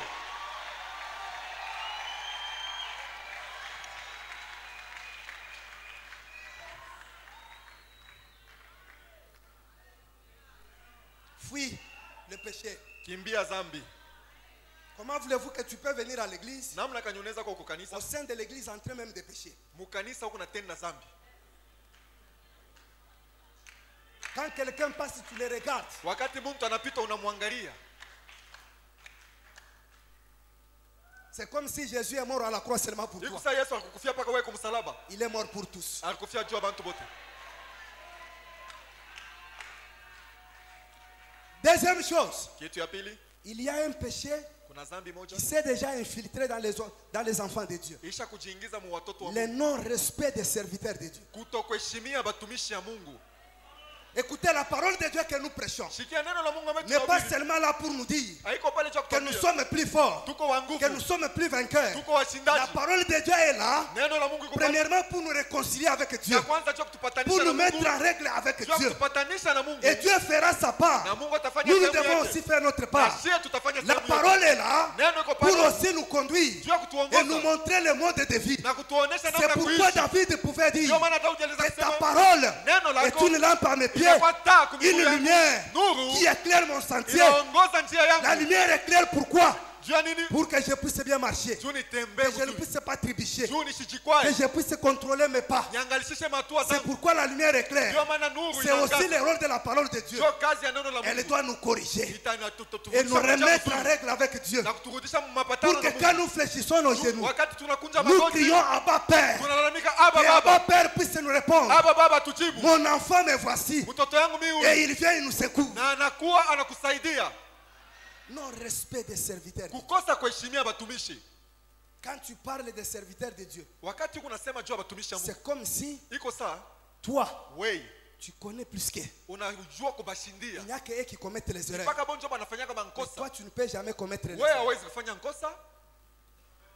Vous savez, j'ai un grand-père. Unaona niko na nkambo yangu mwanaume Il est mmoja. encore en vie. Ingali mzima. Ce grand-père-là, Kambo yangu le. chaque fois qu'il passe, quelqu'un passait pour prêcher. Kila mara mtu alianza kupita juu ya Ce kuhubiri. n'est pas toujours bien. Abikuwa paka bia bizuri. Et il se plaignait beaucoup pourquoi on ne l'alignait pas. Alianza kuomboleza sana juu nini hapa kwanza kumweka Tellement qu'il ubiri. s'est plaint. Zaidi alianza C'est dans kuomboleza la communauté chrétienne. mu communauté mu 30e Il communauté s'est tellement plaint. alijiriria Un sana. jour, le pasteur dit, Chikuma mchungaji anasema c'était l'ancien qui va nous parler. ni mzee fulani ndio Et le atatubiri. dimanche, il va nous parler. Jumapili Le atatubiri. dimanche, il arrive. Jumapili anafika. Il est là pour prêcher. Eko pale jua kubiri. Le temps arrive, Wakati on anafika lui cède le micro. banampatia kibuyu. Il tient le micro, Anabamba kibuyu, il salue l'église, anasalimia kanisa, on salue le Saint-Esprit. tunasalimia Roho Le Mtakatifu. problème aussi, c'est quoi? Mambo ya Le kwanza ni Saint-Esprit, on ne va pas le saluer pour toujours. Roho Mtakatifu naye C'est tutamsaidia quelques secondes seulement. On veut maintenant t'écouter. Sekondi chache sasa tunapenda Nous kukusikia. soulevons les mains. Tunainua Ce n'est pas mikono. pour quelque temps. Ni kwa D'ailleurs, dakika si tu chache vas tu. avec nous au-delà de 5 minutes, Hata unaenda zaidi ya sans dakika que tu tano. nous demandes de baisser les mains, Hata sans que tu nous demandes de baisser les mains, hata kama utuombe vous tushushe allez même mikono. constater que nous commençons à baisser les Wewe mains. ndio utaona sasa tunaanza kushusha Parce mikono. que nous voulons maintenant t'écouter. Tu tunataka kukushikia sasa.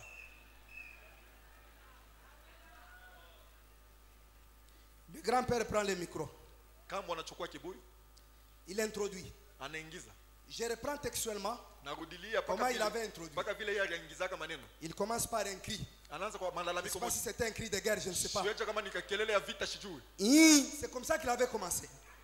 Ndio vile alianzaka. D'abord, il arrête. Kisha anashimama. Il demande, nous lisons Matthieu 7,7. Anasema tusome Mathayo 7:7. Demandez, on vous donnera. Omba batakupatia. Frappez, on vous ouvrira. Kokola batakufungulia. Cherchez, vous trouverez. Tafuta utapata. On a lu. Banasoma. C'est un court verset, non? Inakuwa Ça ne traîne pas. shairi mfupi Et le haikaweki. lecteur avait bien fait la lecture. Na wa kusoma alisoma mzuri. Maintenant, il revient encore dans son introduction. Sasa anakuja tena mkingilio. Hapa tuko humu hapa. Quand nous sommes ici, Kama mtu anakonkola kule kumulango, tel que nous sommes là, si quelqu'un frappe à la porte, tutamfungulia ou bien nous tutamfungulia. allons lui ouvrir la porte, oui ou non? Et les hommes étaient calmes. Na batu walikuwa kimya. On s'est dit que c'est sa façon d'introduire le message. Nasema njoo namna yake ya kuingiza ujumbe Maintenant, wake. lui-même insiste. Sasa mimi anakazisha. Shilimwe ndio niko nauliza. C'est à vous que je pose la question. Tutamfungulia ou bien tutamfungulia. Nous allons lui ouvrir la porte, oui ou non? Et l'assemblée répond. Na makutano yanajibu. Tutamfungulia. Nous allons lui ouvrir. Il observe encore une minute de silence. Kisha anabakia dakika moja kimya. Il revient dans l'introduction. Anarudia tena mkingilio. Hapa tuko hapa. Quand nous sommes ici, Kama banakonkola kule. quand on frappe là-bas, Tutafungula ou bien nous tutafungula. allons ouvrir, oui ou non? Les hommes ont répondu. Les gens ont répondu. Tutafungula. Nous allons ouvrir. À un certain moment, ils ne savaient plus avancer. Wakati moja alijama sikujua kwa Et ina les mbele. gens étaient en train de regarder. Na bantu bako na Vous mwangalia. savez, tel que nous sommes là, Unaona vile tuko hapa. nous n'avons pas les mêmes émotions. Hatuna na namna Nous moja n'avons pas les mêmes kuchunga sentiments. mania Nous ya n'avons pas pamoja. les mêmes réactions. Hatuna na matendo ya Parmi pamoja. les gens, Katikati il y en a ya qui ont commencé déjà à rire. kuko bantu banaanza kucheka Ils cheka. ont commencé à regarder. Bakaanza kuangalia. Et vous ne pouvez pas priver à quelqu'un de rire. Hawezi kumshimamisha mtu kumkataza mtu acheke.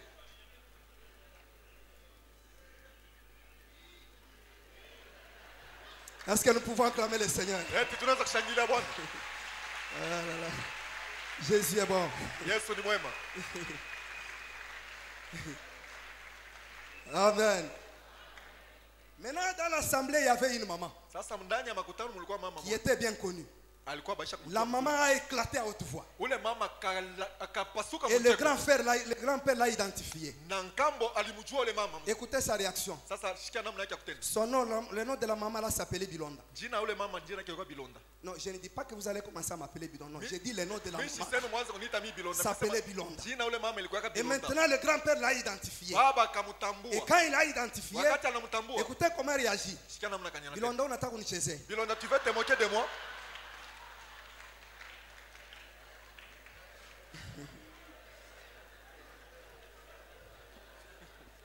Gloire au Seigneur. Utukufu kwa Bwana. Unaona bintu bishipendake. Tu vois les choses que je n'aime pas. Wewe kama banakutisha kutasema nini? Si toi on te met, on te place devant la Bilonda chaise. n'avait jamais demandé que moi je passe là-bas. Bilonda ayaomba kama Celui mmoja qui a kumimbari. demandé que je passe, c'est toi. Yenjo aliomba bamupitisha kumimbari ya Et ubiri. est-ce que Bilonda a demandé de Eti passer? Bilomba yaliomba Et yapita. pendant qu'il était en train de parler, Wakati alikuwa il anaongea, était en train de fermer sa Bible. alianza kufunga Il Biblia. a fermé sa Bible, Anafunga il Biblia, a mis dans les essais anaitia et il makwapa, est en train de partir. kisha anashuka. Et il est parti. Alienda. Et quand il est parti, Wakati il a alishuka, fallu beaucoup de temps ilibidi que nyakati le mingi pasteur le suive, ba pastor le amupatie fortifier amupatie pour nguvu. rentrer à l'église. Sio arudie mkanisa. Depuis ce temps-là, Tangiele siku jusqu'à aujourd'hui, mpaka na il leo est un vieux croulant. anakuwa baba Il n'a washakusema jamais demandé qu'il ayaombaka puisse parler. ahubiri Parce que ce qu'il avait vécu juu bile ne lui yaishi permettra encore de demander. habikwezi tena kumruhusu aombe C'est pourquoi les kumahubiri. serviteurs de Dieu Ndio maana watumishi wa ne Mungu font pas parler en désordre hapana kwanza kusema kanya juu ya envers les watumishi wa Mungu. serviteurs de Juu ya Dieu. watumishi wa Mungu Ce sont les loin de Dieu. wanakuwa ni Je wapagani vais wa aller Mungu. plus loin. Tenda mbali zaidi. Je ne sais pas l'église comment nous comprenons les choses. Siwe kanisa vile tunaelewaka. Nous disons que non.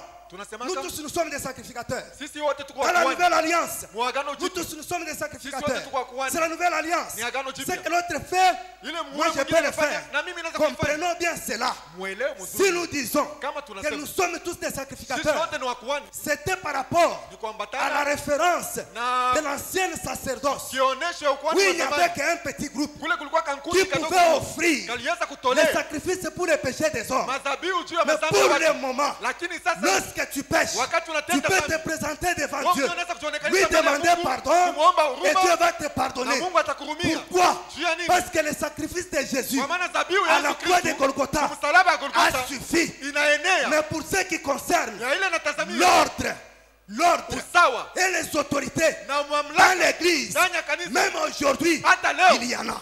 iko hako.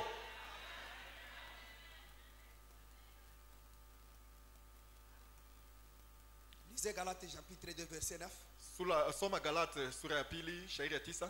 Paul et Barnabas appelés par Jésus Paulo na Barnaba waliitwa na Yesu pour l'œuvre à laquelle Christ les avait appelés. juu ya kazi kule Kristo aliwaitia. Mais pour aller, Juu ya kwenda il a fallu que ilibidi Pierre, Petro, Jacques Yakobo et Jean, na la Yohana, Bible dit, Biblia inasema c'était les colonnes ilikuwa njo de l'église de nguzo Jérusalem. nguzo ya kanisa ya Est-ce que c'est Yerusalemu. pour dire Njoo kusema que dans cette église-là, ile kanisa il n'y ile avait que les trois personnes? kulikuwa paka wale watu Non, watatu? non, Hapana. les personnes étaient là. Watu walikuwa. Mais la Bible les reconnaît. Biblia na Et watambua étaient les colonnes. wao walikuwa njo nguzo. Dans l'église locale, Ndani ya il kanisa y a pana des nafasi. colonnes Kuko manguzo. qui méritent le respect, Wanastahili qui méritent heshima. la considération, Wanastahili kuwapatia qui heshima yao. méritent la soumission. Wanastahili Et c'est comme kupatii. ça que Dieu a établi les Ndio vile choses. Mungu alipanga Il vitu. a fallu que Pierre, Ilibidi Jacques et Petro, Jean Yakobo na puissent Yohana leur serrer la main babutilie pour mikono leur dire juu ya que kuambia nous sommes d'accord maintenant tunakubali avec sasa vous. pamoja Nous na partageons la communion. tunagawanya Allez-y ushirika. maintenant Niendeni accomplir sasa l'œuvre wende mkatimize à laquelle le kazi Seigneur vous a appelé. kule Bwana aliwaitia. Lisez Hébreux chapitre 13, Someni Waebrania 13 verset 17. shairi ya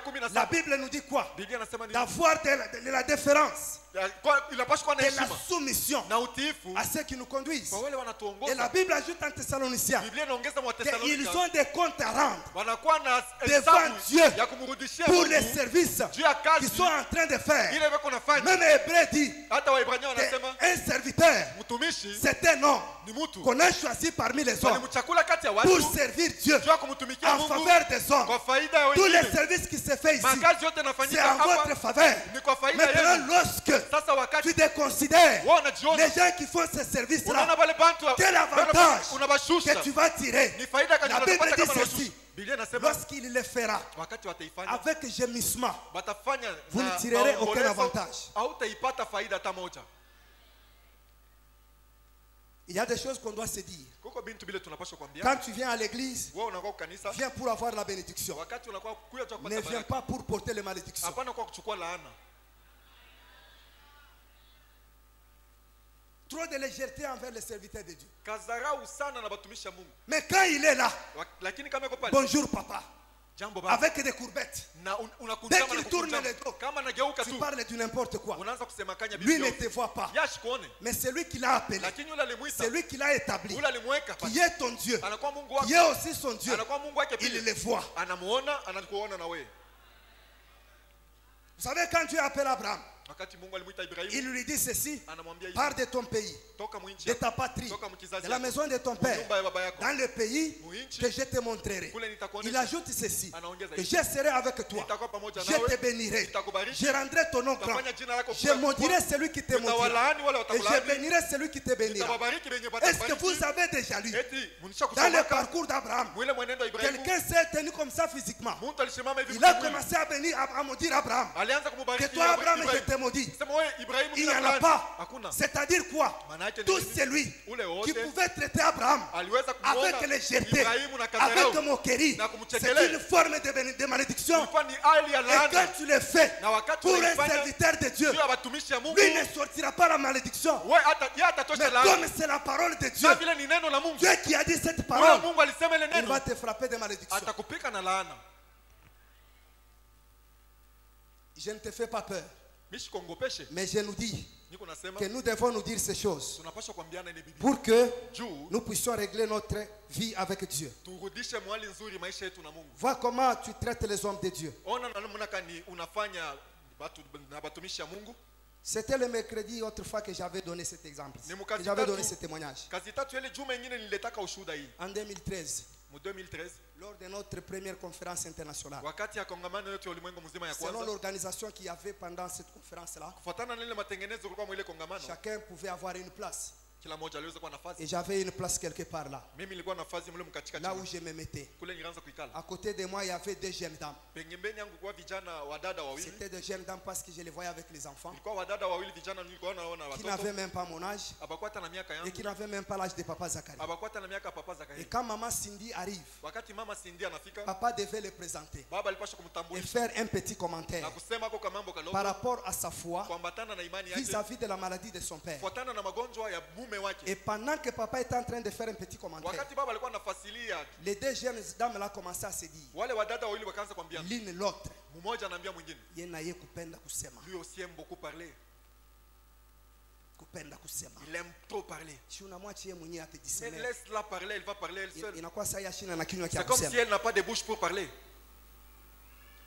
Elles sont à l'aise là quand elles parlent. Beko katika ustarehe mu kanisa pale Elle kuna parle sema- de qui? Na beko nasema De nani? papa Zacharie. Beko nasema mchungaji wa Qui est kanisa le baba berger. Zakaria. Huyu alikuwa kumtambulisha. D'abord, il n'avait même pas mon âge à moi. Mbele abakuwa na miaka yangu mimi. Et même pas l'âge de papa Zacharie. Abakuwa hata na miaka papa Zakaria. Paka kusema. Pa- Je les regarde attentivement. Mimi nabangalisha Une hivi. façon de les interpeller. Namna ya kuwamakia. Et arrêtez ce que vous Mwache faites. vile bintu Mungu Quand anasema. je les ai regardés avec insistance, Wakati nikabangalia na kukangamana. l'une d'elles dit ceci alors. Mmoja anaambia tena mwingine. Unaona vile wanakuangalia. Tu vois comment on est en train de te Maintenant, regarder. écoutez la réaction de l'autre. Sasa shikia jibu huyu mwingine. Sans froid aux yeux. Bila boka kumacho bila Plein par baridi. elle-même. Anasema yeye mwenyewe. Toute bombée là. Acha kuvimba yeye mwenyewe. Elle dit ceci. Anasema hivi. Anyangalie. Qu'il me regarde. Kama ni yeye ndio anaendaka kulia kwake. Si c'est lui qui va manger chez papa Mimi Zachary. siendake kulia kwake. Moi je ne mange jamais chez papa Zachary. Où ça?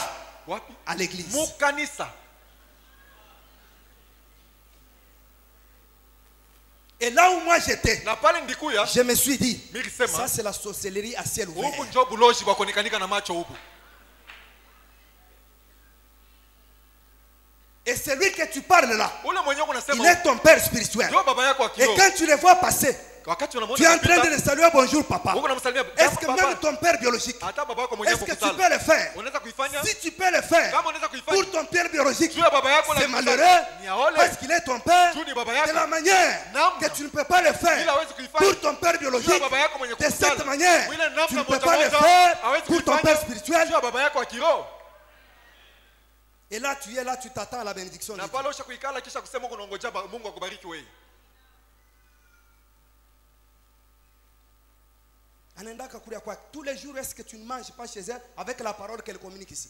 Si c'est toi qui vas manger chez lui. Mais mashiko yote wao ukuyake na hii Jésus n'a-t-il pas dit Yesu akusema que l'homme mtu ne vivra pas seulement de pain, hata kula hata mais ishi de kwa toute mkate parole tu, qui sort de la bouche de Dieu? lakini kwa neno lote natoka mkinywa ya Mungu. Est-ce que la parole de Dieu ne te nourrit pas?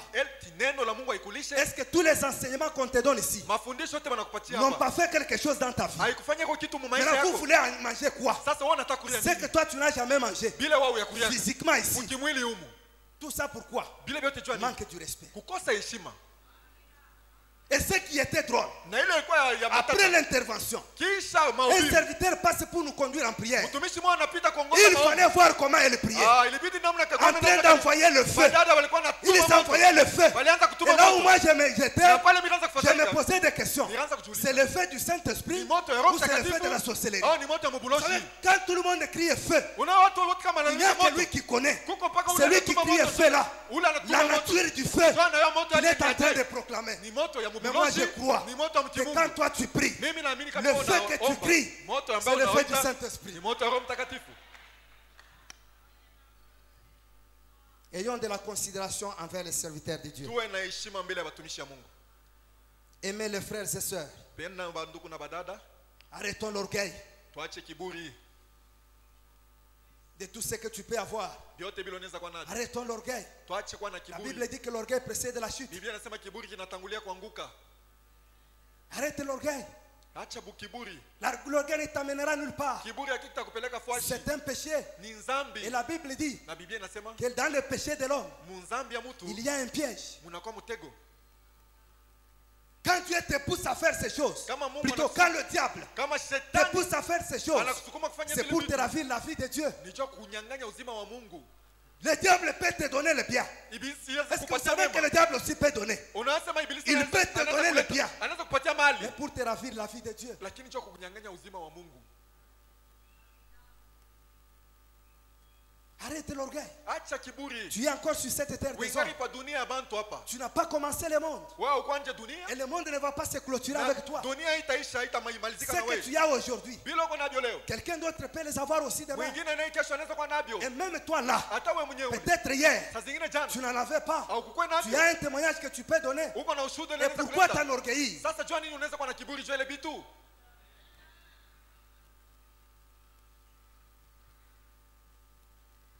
Aujourd'hui, tu as ça. Leo huko na hiki. Aujourd'hui, tu habites là-bas. Leo nakaa kule. Ce n'est pas encore la fin. Haiko ya kwa mwisho.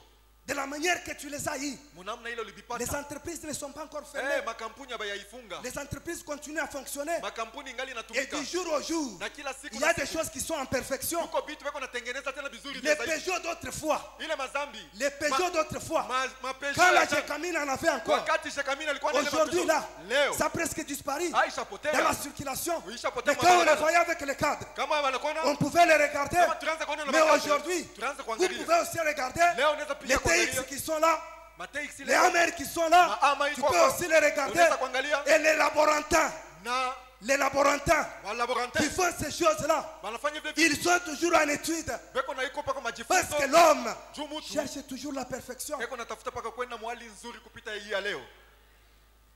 Ne t'enorgueillis pas. Hapana kuchukua na kiburi. Marche avec Dieu. Tembea na Mungu. Alors nous voulons terminer. Allez vite pour terminer. Tunapenda kwenda mbio juu kumaliza. Pour gagner dans ce combat, Juu kuwina mwile vita. nous devons être enracinés en Christ. Tunapaswa kuwa na mizizi ndani ya Kristo. Nous devons être fondés en Christ. Tunapaswa kuwa na msingi ndani ya Kristo. Nous devons marcher en Christ. Tunapaswa kutembea ndani ya Kristo. Nous devons marcher selon les instructions de la foi. Tunapaswa kutembea kufuatana na maagizo ya imani. C'est alors que nous allons gagner le combat de la Juu foi. pale tutawina vita la imani. Si nous ne sommes pas enracinés en Christ, Kama hatuna na mizizi ndani ya Kristo, il est difficile pour nous ni kigumu kwetu de remporter le combat de la foi. ya kuwina vita la imani. Soyons assis en Christ. Tuikale ndani ya Kristo. Soyons assis dans sa parole. Tuwe benye kuikala ndani ya neno lake. Parce que nous avons dit Juu tunajua que la foi authentique, imani ya kweli c'est celle qui vient de la parole de Dieu. ile inatoka kwa neno la La Mungu. foi, on ne la ramasse pas en cours de route. Imani au ilokotake mbalabala. La foi, on ne la ramasse pas en écoutant du n'importe quoi. Imani habaipatake mkusikia kitu yoyote. Tout ce que tu peux ramasser Yote bila unaweza en kulokota. écoutant du n'importe quoi, Kusikia mambo ce yoyote ne sont que les présomptions. inakuwa tu vitu ya La kuzania. foi véritable en Dieu Imani ya kweli ndani ya vient de Mungu la parole de Dieu. inatoka mu neno la Et Mungu. ce qu'on entend, Na bien c'est la parole de Christ. ni neno ya Kristo. Soyons enracinés en Christ. Tuwe na mizizi yetu ndani ya Kristo. Vivons avec Christ. Tuishi na Kristo. Vivons la vie de Christ. Tuishi uzima wa Kristo. Rejetons ce que Christ rejette. Tutupe bila Kristo anatupa. Faisons ce qu'il demande. Tufanye vyenye naomba. C'est alors Njoo que pale. nous gagnerons Tutapata dans faida tous les combats. mu mavita yote.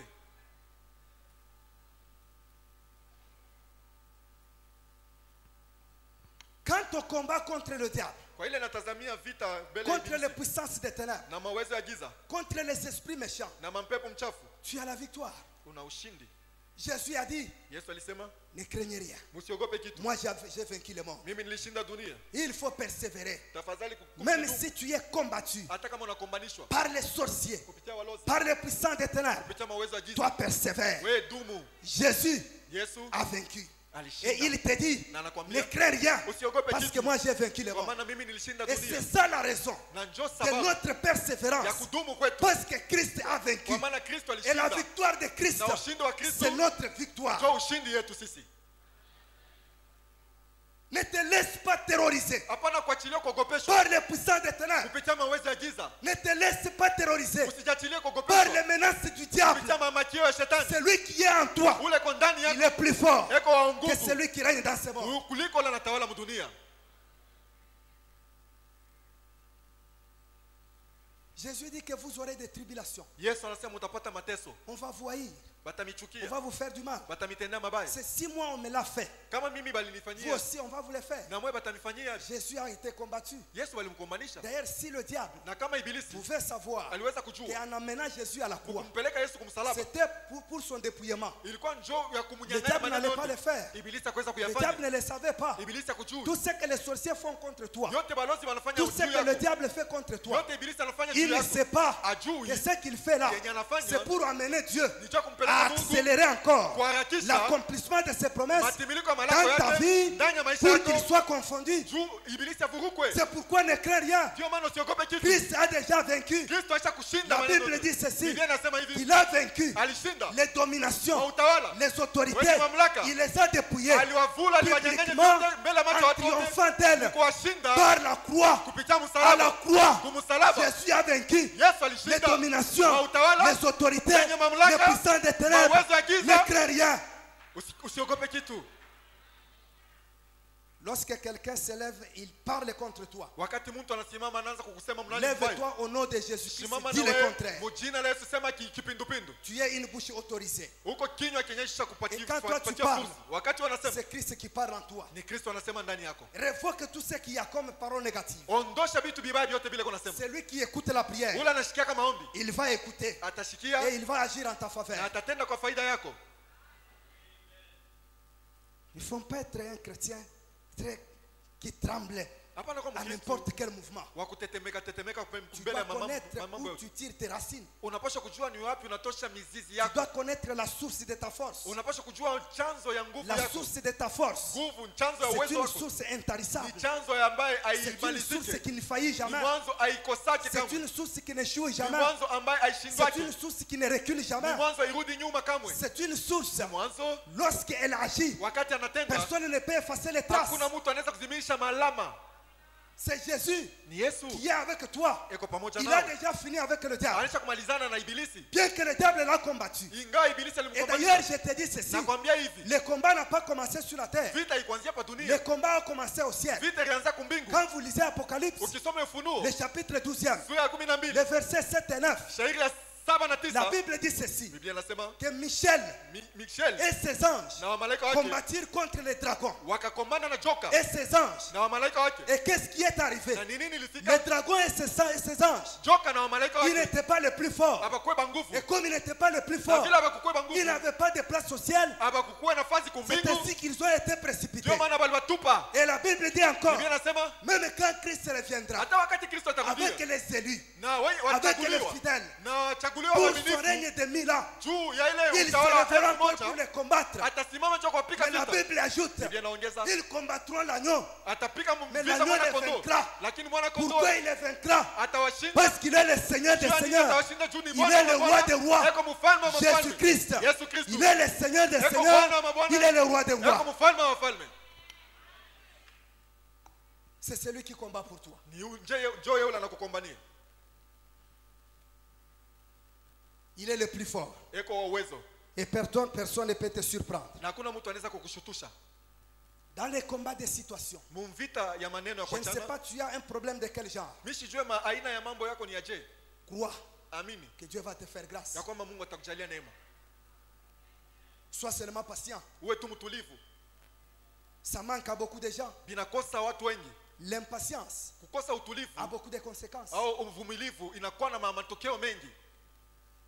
C'est l'impatience d'Israël Ni uvumilivu, kukosa uvumilivu kwa Israeli. que Israël s'est fabriqué un veau d'or. Jo Israeli alijifanyia ndama Parce wa qu'ils se sont dhahabu. dit que Moïse a traîné. Kwa maana walisema Musa na gawia Manque de kumlima. patience. Kukosa uvumilivu, Manque de patience, kukosa utulivu na tu peux te uvumilivu, fabriquer les choses. unaweza Et kujitungia les choses que tu vitu peux te fabriquer na là, vitu venye ça utajifanizia va te coûter. bitakuwa Sois patient. bitakuwa bibaya kwako. Je Wewe te rappelle mtulivu. l'histoire de Elimelech. Na kukumbusha hadithi ya Elimeleki. Et la Bible dit ceci. Biblia inasema Rite chapitre 1er. Ruta sura ya kwanza Du 1er au 7e verset. kuanzia mstari wa kwanza mpaka La 7. Bible dit que cet homme, Biblia inasema huyu mtu il était Ephraïen. alikuwa Ephraïen mtu wa de Bethléem de Juda. wa Bethlehemu ya C'est Yuda. là où il vivait. Joko alikuwa anaishi. Il avait sa femme Naomi. Alikuwa na mke wake na Il avait ses deux enfants. alikuwa na watoto L'un wake wawili. s'appelait Maclon. Eh, Maclon.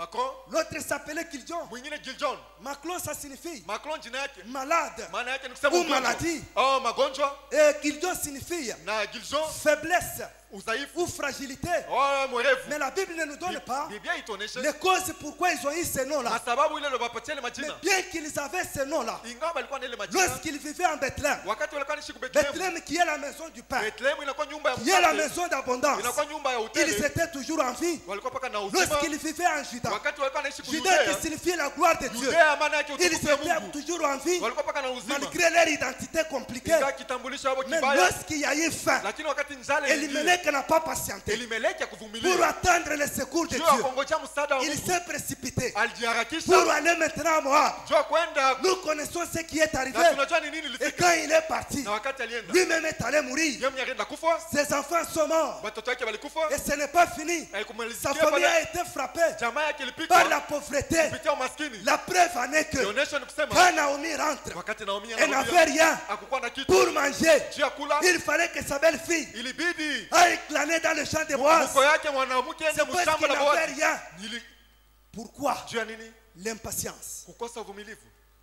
Ne quitte pas la présence de Dieu. Usitoke mwapo la Mungu. Ne cherche pas des raccourcis. Usitafute manjia mfupi.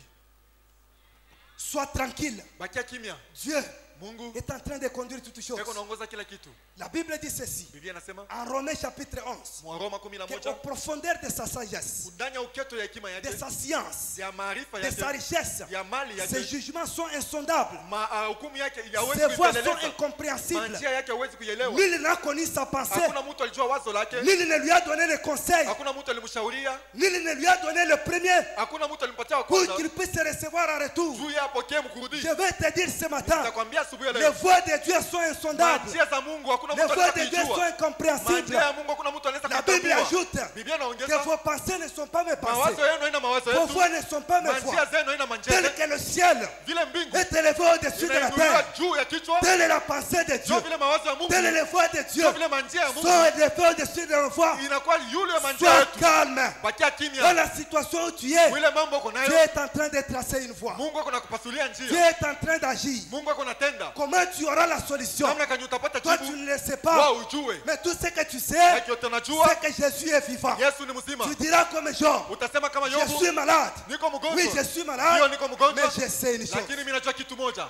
Je suis pauvre aujourd'hui, Niko maskini leo. mais je sais une chose. Lakini mimi najua kitu moja. Je n'ai rien aujourd'hui, Sina la kitu leo. mais je sais une Lakini chose. mimi najua kitu Je moja. suis célibataire Niko aujourd'hui, mbaraka leo. mais je sais une Lakini chose. mimi najua kitu moja. Je suis chômeur aujourd'hui, Niko mulofa leo. mais je sais une chose. Lakini mimi najua kitu moja. Je suis stérile aujourd'hui, Niko mutasa leo. selon les hommes, Kuambatana mais na je watu. sais une chose. Lakini mimi najua kitu Je moja. manque tout aujourd'hui, Nakosewa na mais vyote je leo. sais une Lakini chose. mimi najua kitu Je moja. marche à pied aujourd'hui, Natembea la miguu mais leo. je sais une Lakini mimi chose. najua kitu moja. Je suis bon aujourd'hui, Niko leo mais mgonjwa. je sais une chose. Lakini mimi najua Qu'est-ce kitu que moja. moi je sais? Ni nini mimi Mon najua? rédempteur est vivant. Mkombozi wangu ni mzima. Il s'élèvera. Atasimama. Il s'élèvera le dernier. Atasimama wa Et mwisho. quand il va Na s'élever, wakati les atasimama, choses vont changer. vitu Il vitageuka. est un Dieu qui change de situation. Anakuwa Mungu Il akubadilisha va maneno. changer ta situation. Il Atabadilisha va maneno. t'élever. Atakuinua. Il va te faire du bien. Atakutendea mema. Lorsqu'il va agir, Wakati les atatenda, gens vont poser la question. watu watauliza ulizo. C'est lui Ni ou yeye ce n'est pas lui? au aina Tu yeye. leur diras, Utawaambia, c'est bien moi ni mimi. que vous avez connu Ule dans les mlijuaka. situations malheureuses. Ile mambo ya mateso. Aujourd'hui, Leo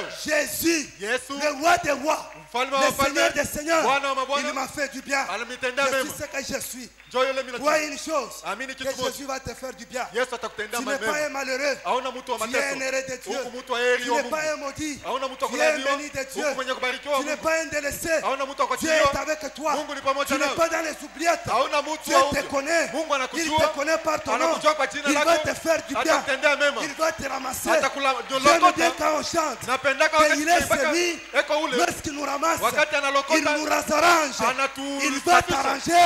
Il va te faire du bien. Atakutendea Il mema. est ton Dieu. Eko Mungu Il n'a wako. pas changé. Asibadilike. Il est le même. Eko Hier, sawa jana. aujourd'hui, Leo. éternellement. Hata milele. Ce qu'il a fait Kila alifanya. pour les autres, Juu ya wengine. il va le faire pour toi. Atakufanyia na wewe. Il va te bénir. Akubariki. Ne promène pas. Hapana. Un regard entier. Bwana macho ya Jésus est kufadhaika. avec toi. Mungu weko Il est celui qui te défend. eko ule Que Dieu te anakusemea. bénisse Bwana abondamment. Mungu akubariki katika hoteli.